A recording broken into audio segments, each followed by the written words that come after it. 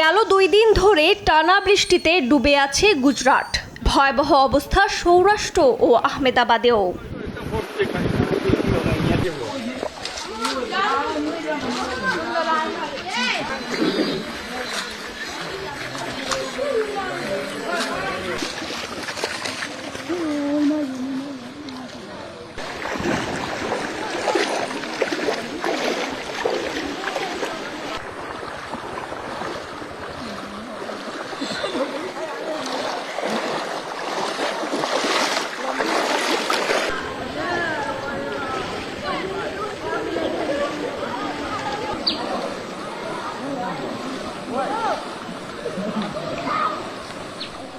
এর মধ্যে গুজরাটে প্রাণহানি বাড়ছে, নিখোঁজ অনেকে।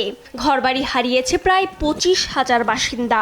দুর্গতদের নিরাপদে সরিয়ে নিতে উদ্ধার কাজ জোরদার করেছে কর্তৃপক্ষ।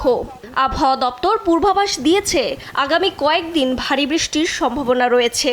জারি করা হয়েছে রেড অ্যালার্ট। ভারী বৃষ্টি হয়েছে বরোদা, মহিসাগর, দাহর, সৌরাষ্ট্রে। তলিয়েছে আরবাল্লিও। বেশ কিছু নদী বিপদ সীমার উপর দিয়ে বইছে।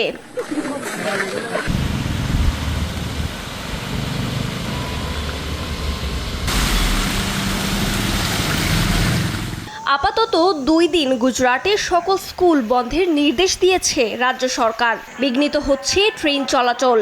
এই অবস্থায় গুজরাটের ভাদোদরা শহরের রেলওয়ে স্টেশনে আটকা পড়ে 600 জনেরও বেশি যাত্রী।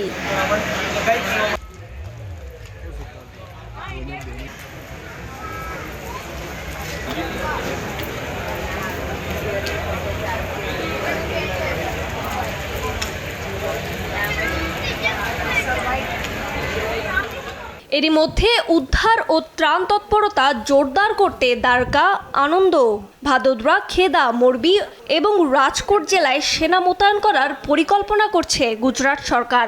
গুজরাটের মুখ্যমন্ত্রী ভূপেন্দ্র পাটেলকে ফোন করে রাজ্যের পরিস্থিতির বিস্তারিত খবর নিয়েছেন নরেন্দ্র মোদী।